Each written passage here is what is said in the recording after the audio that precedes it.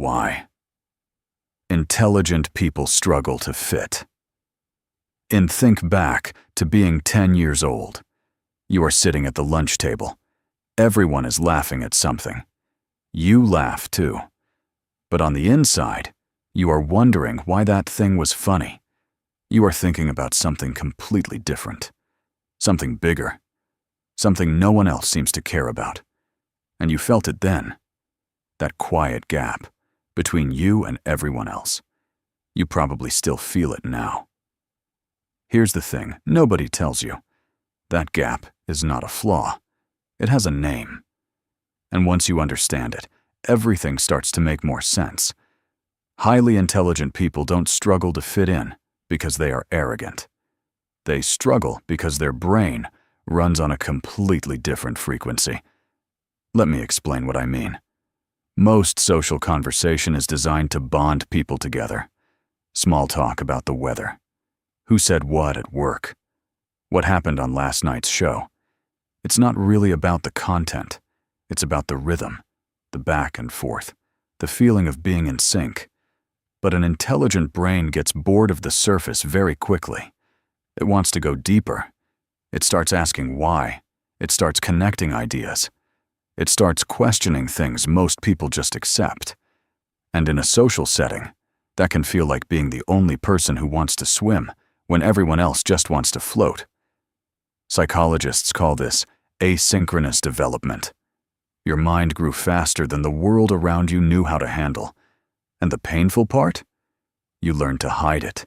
You learned to shrink yourself down, to laugh at the right moments, to pretend you weren't already 3 steps ahead, to perform belonging instead of actually feeling it.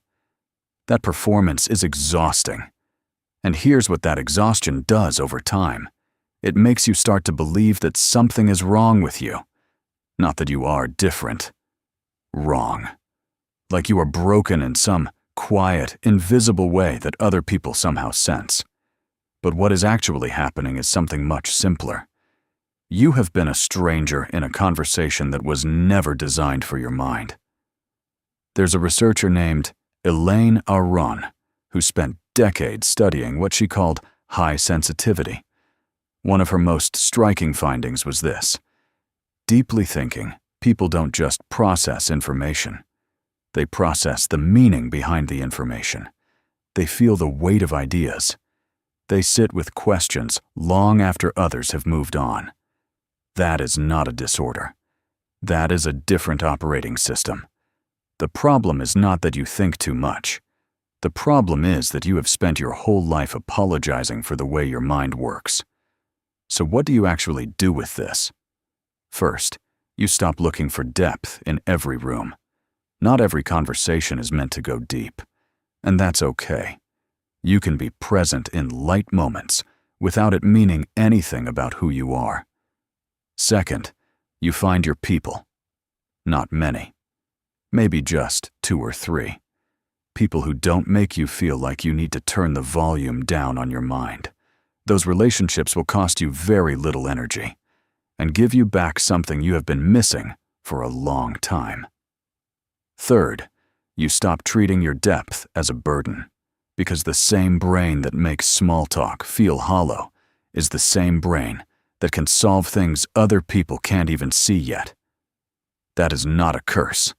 That is a gift that just hasn't found its right home yet. You were never broken.